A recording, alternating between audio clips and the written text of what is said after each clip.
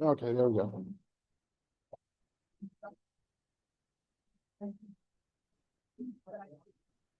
Okay, so we're going to start talking about motion of charges in uniform electric fields.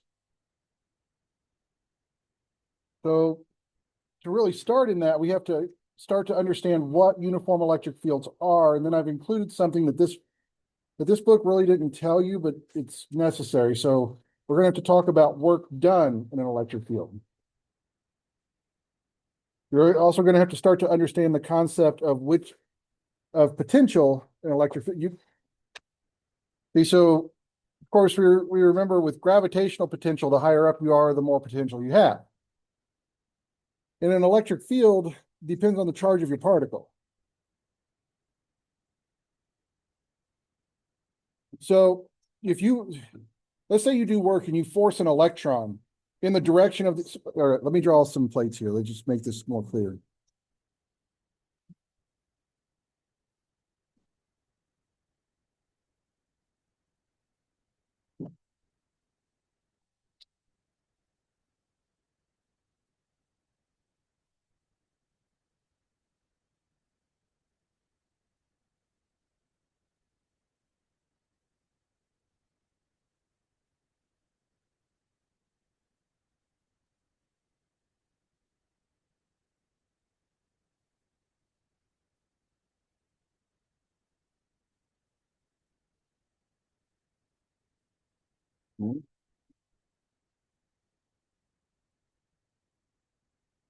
Okay, so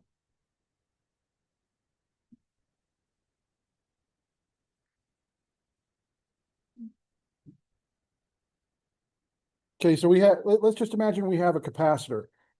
A lot of our motion is going to be in the uniform field of a capacitor, so we'll have to start understanding that field. So remember,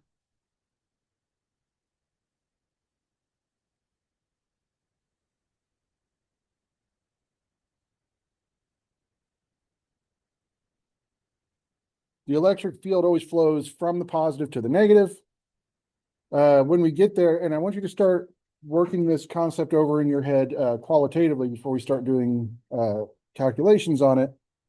If I have,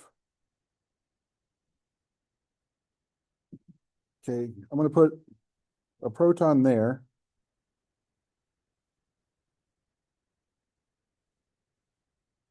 An electron there. So electric potential is going to increase in opposite directions. So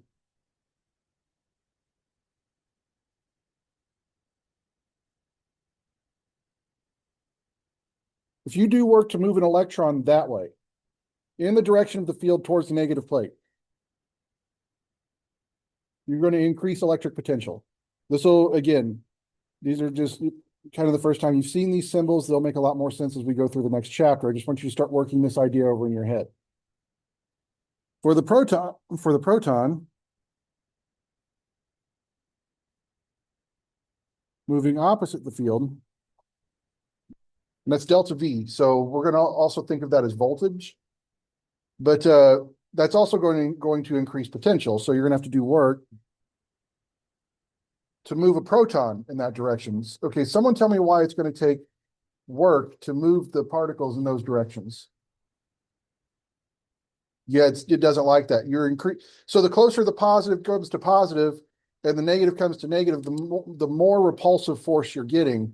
The stronger that repulsive force, the more energy is stored in the system. So that means potential increases. Okay.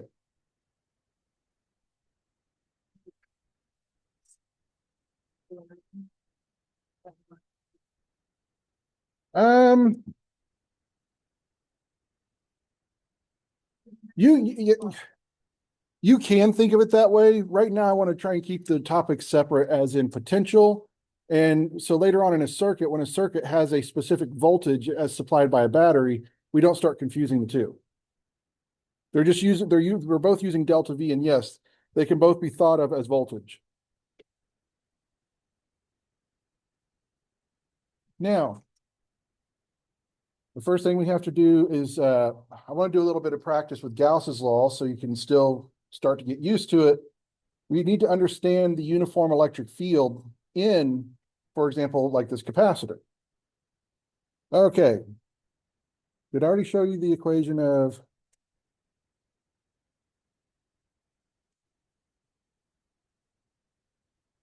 did I already show you this? Yeah. So Gauss's law again, I've changed phi here because it's technically capital phi. You'll see it in a few slides. That stands for electric flux. And it's going to be the electric field vector dotted with the area vector. So, and I'll try to draw some three-dimensional images and they're going to be bad, but we'll work on it. Okay, so, so the way you're really going to use it is it's going to be the magnitude of the electric field, magnitude of the surface area. Your dot product always does cosine of theta between the two vectors. So again, let me draw just an arbitrary surface.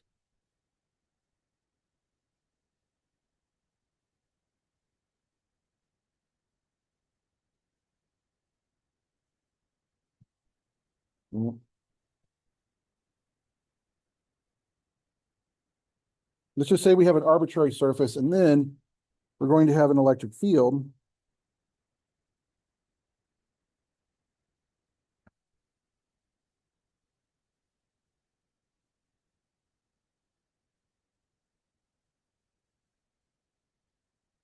Fluxing through the surface.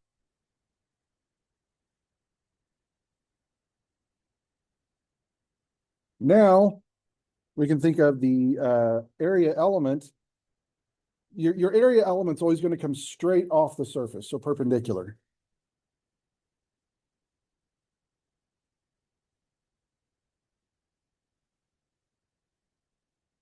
So your area vector is always going to come perpendicular off of your surface. And so when we talk about cosine of theta, and you're going to find that this cosine of theta ends up canceling out quite a bit.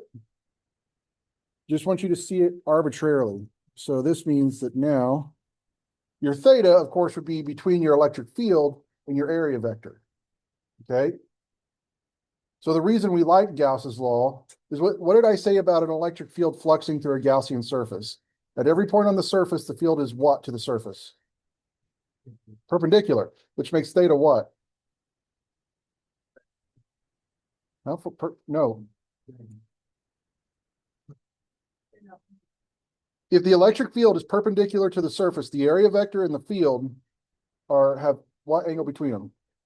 They're parallel, so 0. They could also be anti-parallel, so 180. So cosine of theta is usually going to reduce to 1 or -1. Okay. Now, we're going to step through this. Okay, so some of this stuff I show you just to show you where things come from. So it's like there are people who want to know how this stuff works at a deeper level. Some people want to know where stuff comes from, so we do it. You're never going to have to do these, especially like the calculus, on any assignments, exams. You're just not going to do it. So if you don't understand it, you can kind of push that part aside. But I'm just showing you where stuff comes from. So what we're going to use here is a Gaussian surface called a pillbox. Okay, so let's try to draw our positive plate. I'm just going to try to draw a three-dimensional surface. It's going to go badly, but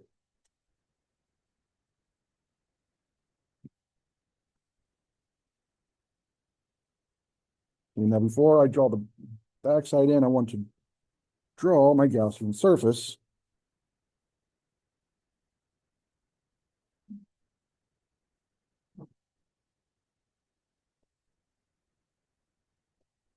In case you're wondering, I'm trying to draw a cylinder, okay?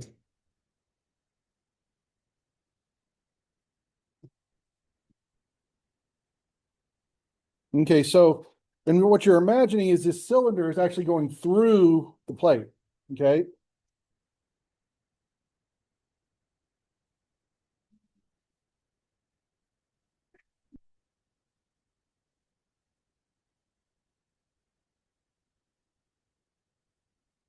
Okay, so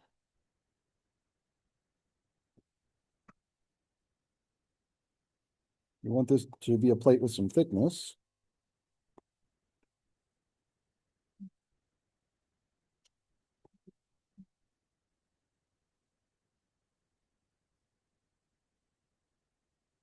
And then out the bottom of the plate, you have the rest of the cylinder.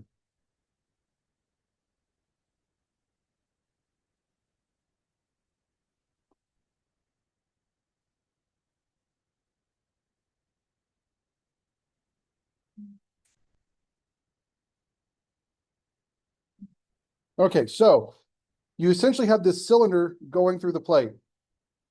Remember, Gaussian surfaces are constructs. So you don't actually have some kind of solid cylinder sticking through this plate. You're using it as a surface to be able to calculate the electric field of the plate. Now, this, of course, is your positive plate. So that means our electric field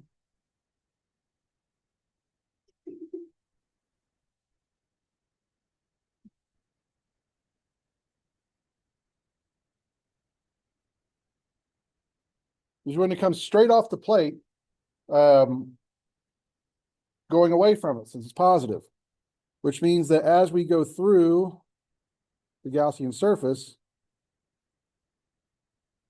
the electric field is only going to flux through the surface area on the end. So another way you could draw a pillbox is just as an actual like cubed box, because you're not the field is not going through the sides. You're only worried about the area on the end.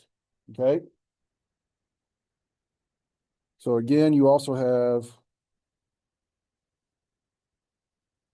the electric field going through that side. Okay, now we'll draw in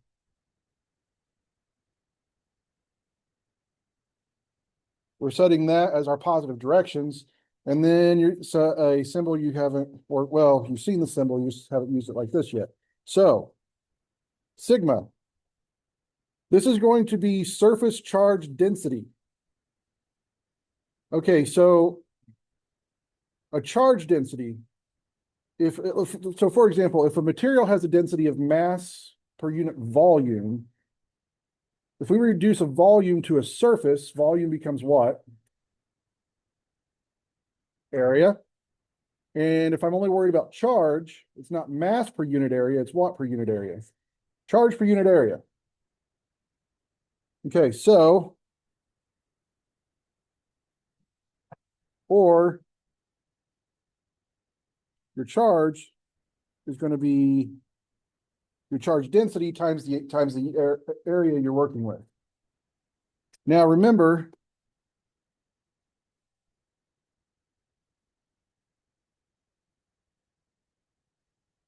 your area vector is going to come straight off that surface, so perpendicular. That's happening on both sides.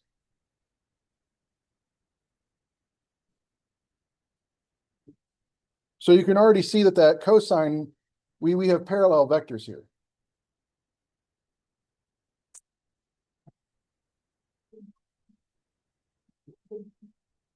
Yeah, big Q.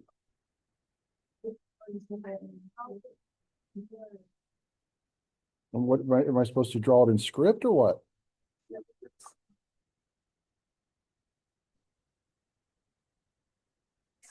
I don't.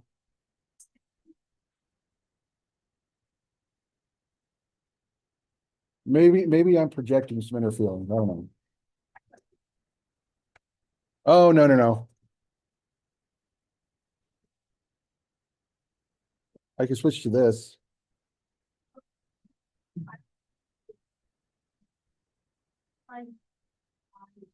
Nah.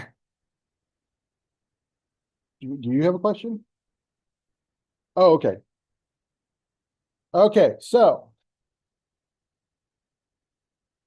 we're going to go back to our electric flux through this Gaussian surface. That cylinder there is our Gaussian surface. We use it to allow ourselves to calculate the electric field coming off the plate. So that's going to be the dot product or the scalar product So their vocabulary term, if the dot product is also the scalar product, when I multiply the two vectors using this method, what do I get as an answer? I just get a scalar number. So I just get a magnitude. I don't get another vector. Remember, your torque will be your cross product. That's going to be another vector. Oh, yeah. We're going to do torque due to an electric field and torque due to a magnetic field. So what is theta in this case? Nope. 0.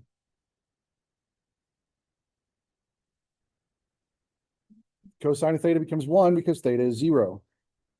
Because you're looking at your area vector and your electric field vector. Again, this is why we're not even worried about the surface area on the side of the cylinder, because the electric field isn't fluxing through it. So we're going to get E times A. And then remember the rest of Gauss's law, oopsies, is the total charge enclosed by the surface over epsilon 0.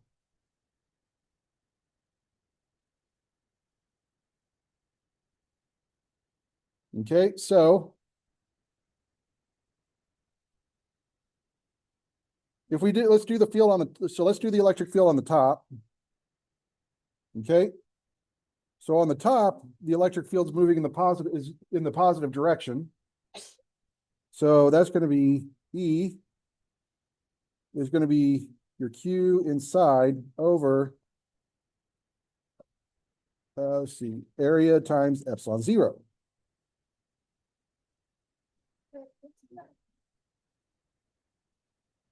So that's epsilon 0. So that's a Greek epsilon, subscript 0. That's your permittivity in a vacuum. It's a constant. Yep. So, no. So we talked about Q. So the Q that's going to be inside is going to be your surface charge density times the surface area over the surface area times epsilon 0. So your electric field is going to be your charge density over epsilon 0. Now we could go through this calculation again for the bottom, or you could use some logic. What do you think the bottom is going to be? Negative. Because it's the exact same plate, exact same surface area. It's just in the opposite direction.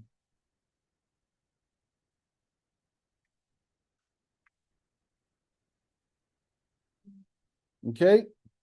So now question, because I don't really want to draw this again.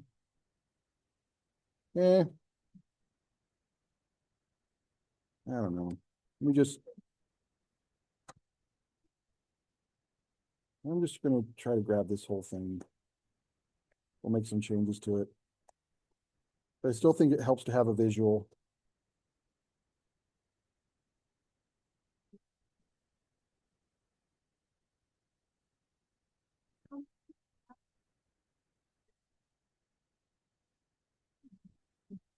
So just in case you're wondering, I'm changing this to the negative plate.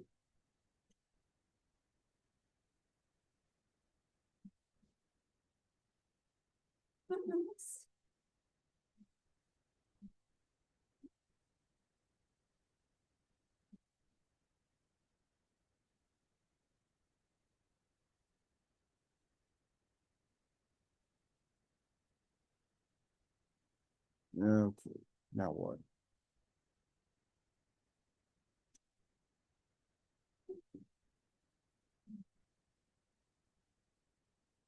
Okay, so same surface. Now we have the negative plate. Because of course now that it's negative,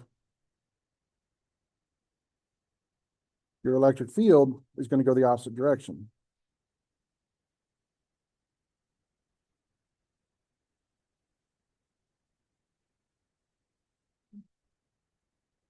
Same thing on the bottom. And so as you can see, the calculation is going to stay the same. It's just now for the top of your plate,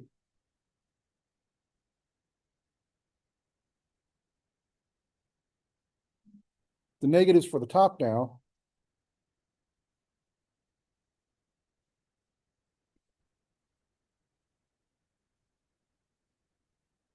And the positive is for the bottom. It's just because the only thing that's changed is the direction of the electric field vector. The exact same derivation is just you flip the signs.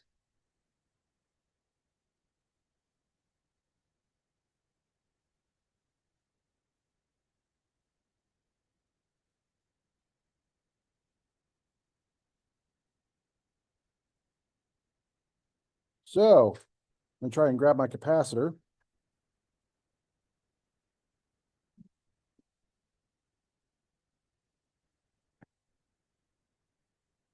We're trying to figure out this electric field inside of a capacitor so we know how particles move through it.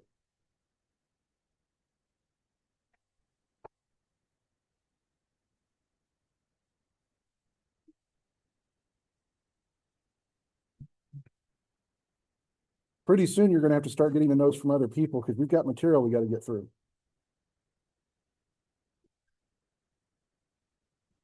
Oh, okay. Now, if we look at this capacitor,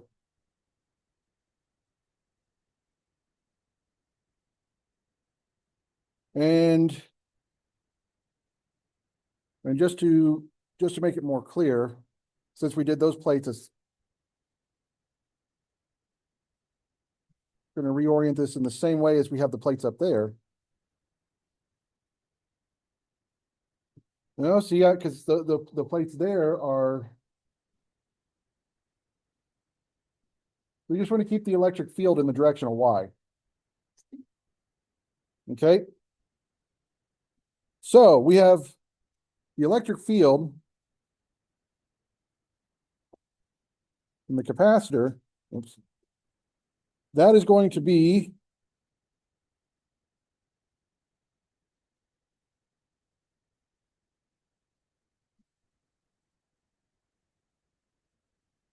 the electric field from the bottom of the negative plate plus the electric field from the top of the positive plate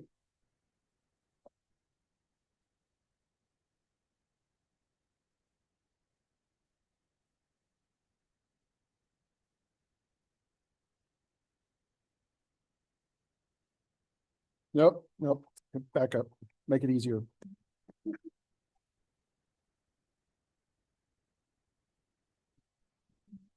Let's just use some logic. It's not going to be an addition, not a vector. Okay. Let's just use logic. Let's not derive this. Okay, so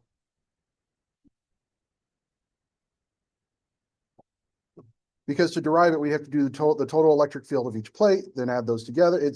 Let's just use logic. The electric field from the top of the positive plate is what?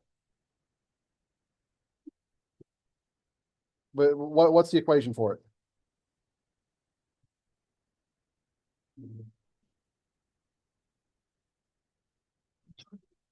What is the electric charge for the bottom of the negative plate?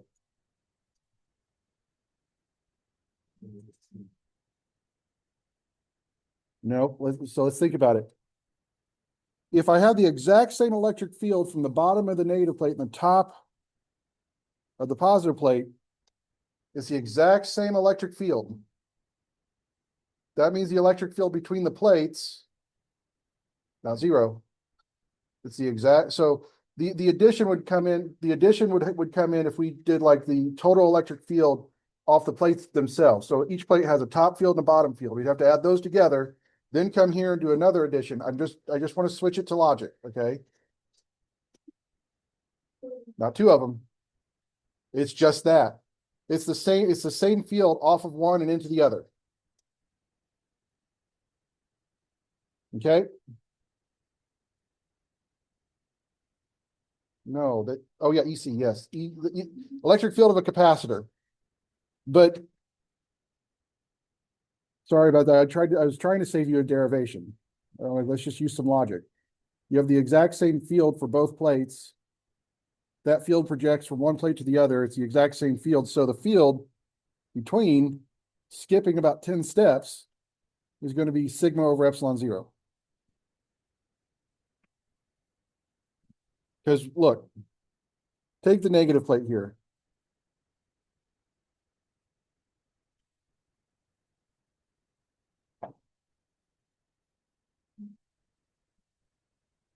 Yeah.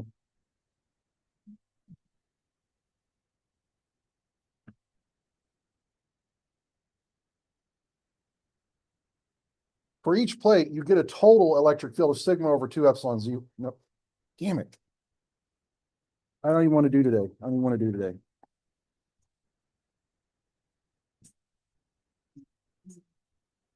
There. I'm just skipping that step. So all you need to know about a capacitor is that's the electric field between them. So then what we're going to do is we are going to take this electric field and we're going to multiply by A over A, which is going to give us the charge in there over epsilon zero A.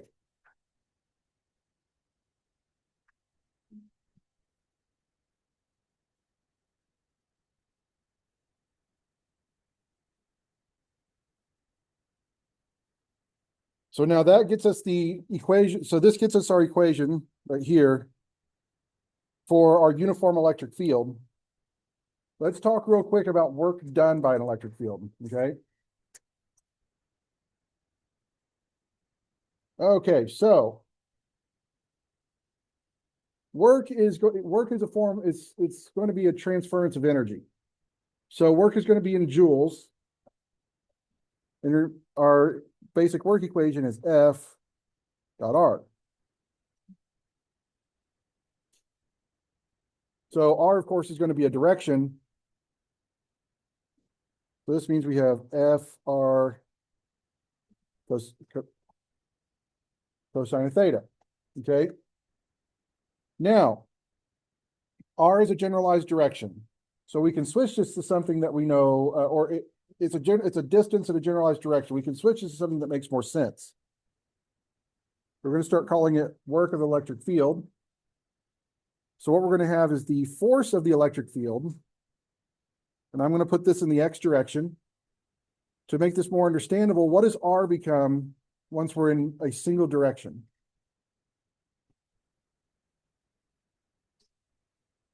Delta X. Yeah. So if R doesn't make sense to you, just translate it into X or Y, and your R becomes delta X or delta Y.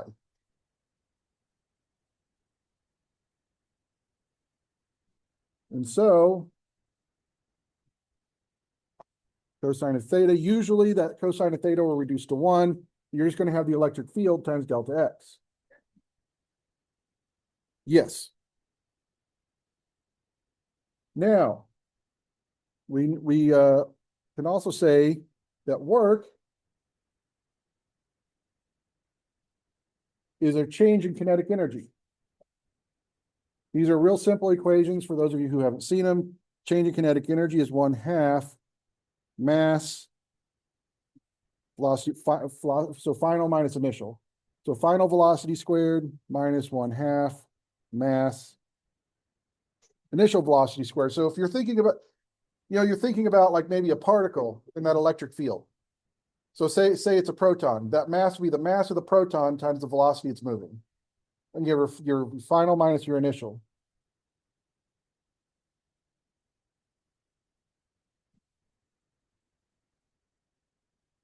Okay, so since work equals both of these, we can say the electric force in the X direction times delta X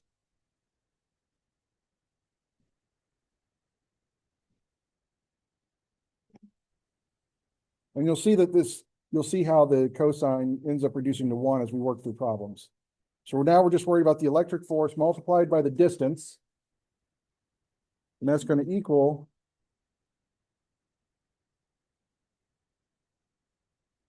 our change in kinetic energy. But then, what is our electric force?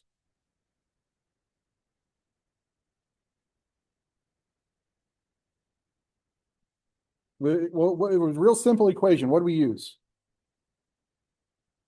No. That's mechanics. What's the electric force? It's what times what?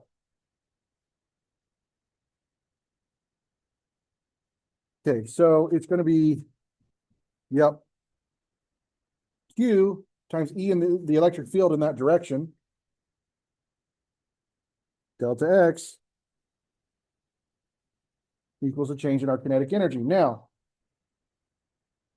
we have an expression for kinetic energy change. So imagine a particle starts off slow, ends up faster. That's a change in kinetic energy. We can now relate that to electric fields. We can also equate this to potential energy, which will end up becoming our electric potential. So, real straightforward, not something you have to remember. I just want to get you to the equation that shows the potential energy change. Okay. We have something called non-conservative work. Non-conservative work is the change in kinetic energy plus the change in potential energy. And for electric fields, there's no non-conservative work. Because remember, for non-conservative, that means something has to happen that bleeds energy from the system.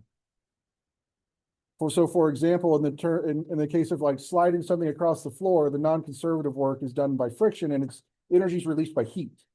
Well, in this case, we just have particles in a field. We don't have any non-conservative forces. So that's going to equal 0. So that means that your change in potential energy is going to equal the negative change in kinetic energy. So this is the part you need to remember. The change in potential energy will be negative Q E delta X.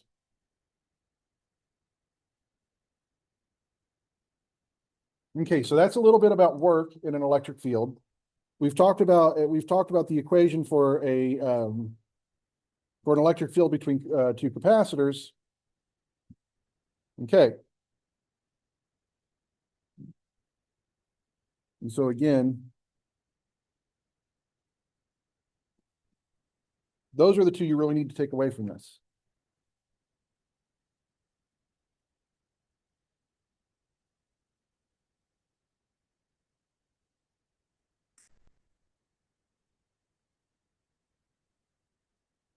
All righty. And so I went ahead and put it here again so you can have it. The potential energy, negative Q, changing kinetic, positive Q, E delta. And again, I went ahead and put R back in because remember, the reason I put R back in is because these are the exact same equations for X and Y. You can do it in X, you can do it in Y. The equations don't change.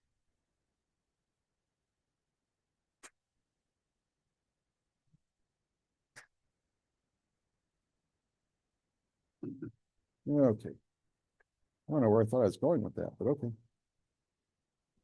All right, let's try to put this into use so it makes more sense. We have a cathode ray tube, which is used to accelerate charged particles. This is how TVs used to work. Remember did any of you ever use tube televisions? Did your parents ever say, don't sit too close to the screen? Had like the rounded screen, you could feel static on the front of it. Okay, well, the reason that people were advised not to sit too close to those is because the thing that made the picture on the inside was an electron gun.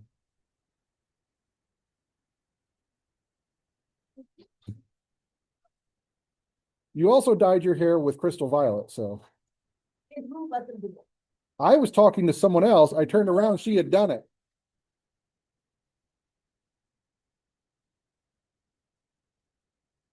No, I told you it wouldn't kill you, but I told you it's also not healthy, but it wouldn't kill you.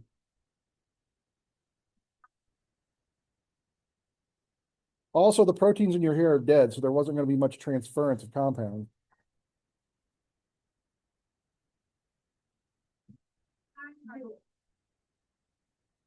One of you dyed your entire lab because you spilled it.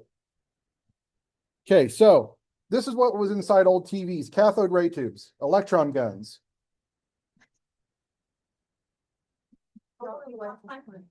So another form of a cathode ray tube is so we're going to use one to accelerate a proton, okay? So instead of an electron, we're going to accelerate a proton. So the proton is going to be accelerated by the electric field between two charged plates. Let's see, suppose the proton passes through the hole in one of the plates, enters the field, traveling in the positive x direction with an initial speed of 3.0 times 10 to the 5th meters per second, which, by the way, is a hefty fraction of the speed of light. What speed would it be traveling when it reaches the anode? Okay, so the other plate. Let's say the electric field between the cathode and anode is uniform with a magnitude of 1.0 times 10 to the 4th newtons per coulomb, and the plates are separated by a distance of 2 centimeters. Okay, now I want you to start drawing your free body diagrams again. So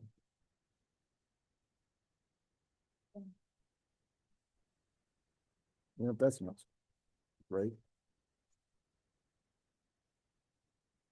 Better? I don't know. It doesn't have to be a circle. So you have a plate with a hole in it. Yeah, cathode, negatively charged plate. So towards a positively charged plate. So the proton can be injected.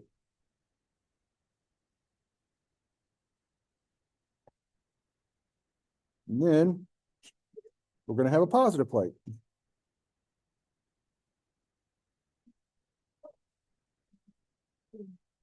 And we're injecting a proton.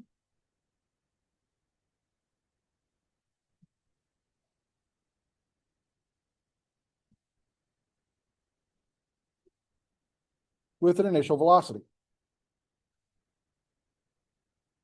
Okay, first off, which way will the electric field go?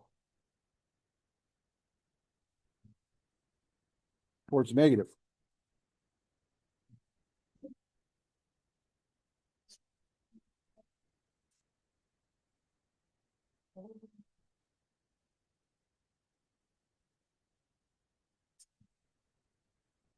Okay. Now, just looking at this, the proton is injected with an initial velocity. What kind of acceleration is it going to experience? Deceleration. So this thing is going to be getting slower.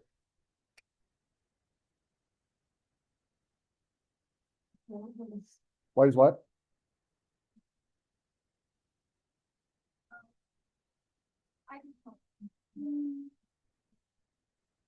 So the question is what is going to be the final velocity of the proton? Okay. Yep. So what we start with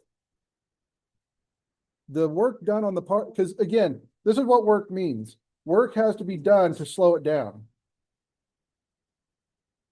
So remember, work is force applied across a distance, and it comes out in units of joules. So to slow this particle down, work has to be done on it. So we're going to use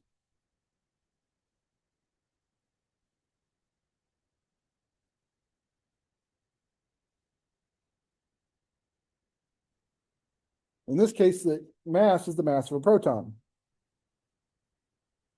Okay, well, let's start to work towards final velocity. Okay, so I can say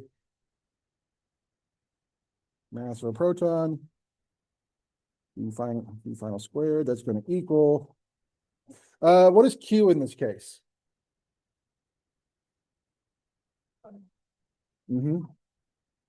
So in this case, Q is the charge of a proton, so it's the fundamental charge E. Multiplied by your magnetic field, or not electric field, delta X, then plus your 1/2 mass of your proton, initial velocity squared, Okay. Huh? Because that small e is the fundamental charge. This is a single proton. It'd be negative E. Remember, both the electron and the proton have the exact same magnitude of charge. It's just one's positive, one's negative. Then the electric field won't affect it. And it's just going to crash into something and rip it apart, which is why you don't go near nuclear reactors. Neutrons, if they go, they will go through you, but they will. They do to your DNA essentially like throwing a steel ball at a window. They shatter your DNA, and then they're followed by gamma rays, which will just start to liquefy your organics. So, neutron radiation, not fun. That's what the nuclear bomb. Depends on the bomb. So yeah, really what you want to, really you're looking at the interplay of neutrons to hit critical mass. Once critical mass is hit, I'm not going to tell you that part, but still then kaboom. Because there are certain things that you need to know in order to make critical mass mean anything, and I'm not going to tell you what it is. I don't know who here has a stockpile of uranium in their house. Charge, just charge. We changed it to little e, because that's the fundamental charge, the charge on a proton. Okay, so total charge. So Q is a singular charge. Big Q is a total charge. So big Q can be little q if all you have is the single point charge. So this is going to give us, start to solve for the final, that's going to give us 2E, electric field, delta X, over mass of a proton. And then over here, we're just going to have the initial velocity squared. And then your V final.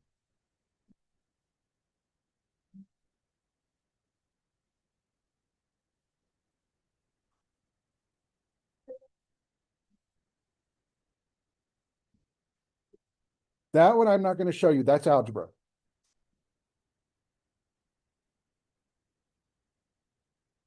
So this is the equation we're going to plug numbers into. Okay.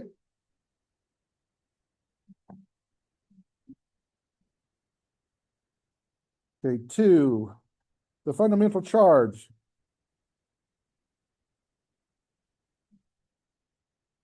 Again, that's something you can just Google. You can just look that up. What is the fundamental charge? What is E? Yeah, it's 10 to the negative 19th. Yes. Then look at our electric field. What is the sign on? So here's the magnitude of our electric field. What does the sign on it have to be?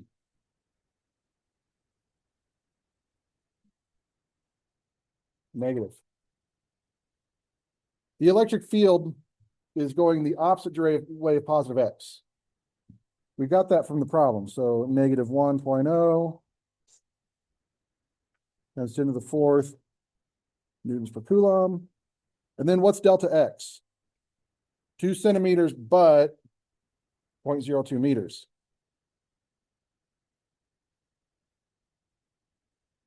But believe it or not, with the math we're doing now, you could actually build your own particle accelerator.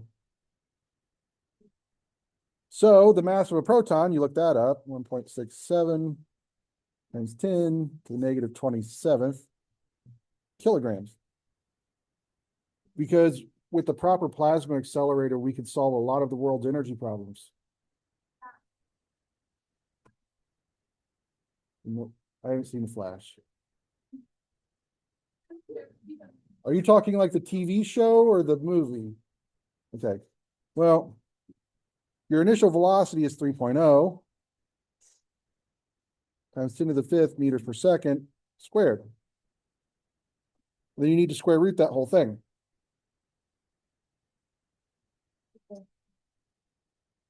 Too bad.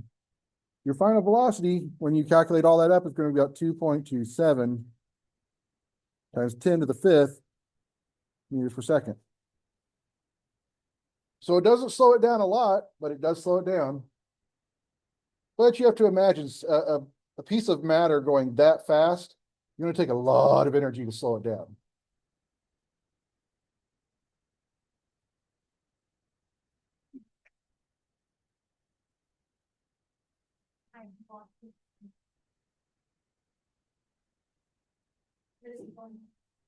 Technically, yes, it would depend on what the question was asking.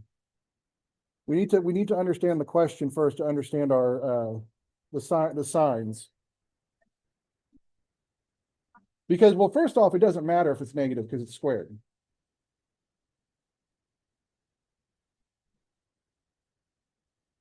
Do what? Can you? Oh. We should make you fire up Minecraft and do the math for it. Okay.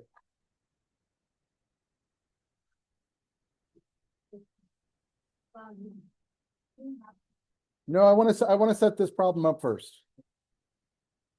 So I don't care. Look at this angry martini and laugh. I don't hate you. I'm trying to get you through material. I'm trying to. All right. So now we're back to the parallel plate capacitor. We're injecting a proton into the capacitor. Okay. Uniform electric field gives you the magnitude directed vertically downwards. So if it's downwards,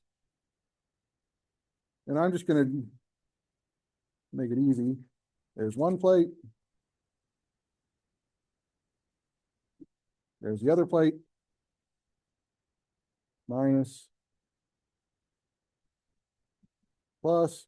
I knew that because the electric field has to go from positive to negative, and it's pointed down.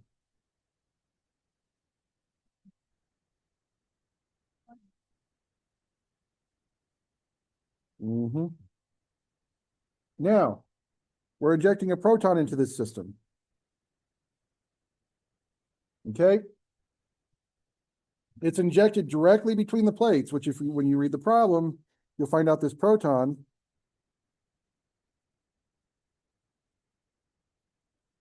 whatever, is at a height of 1 centimeter. The plates are separated by 2 centimeters. And what we're going to calculate next time is the path of the proton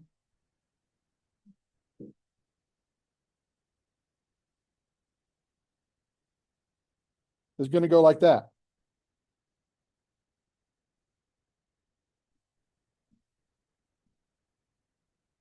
So then we'll continue with this next time, solve it, finish the chapter, move on to the next chapter. Electric potential. The end of this chapter is going to be Gauss's law. Now, we've used Gauss's law quite a bit to get certain equations. When you're actually using it to solve problems, it's going to be quite a bit easier. So look at this angry martini as you leave.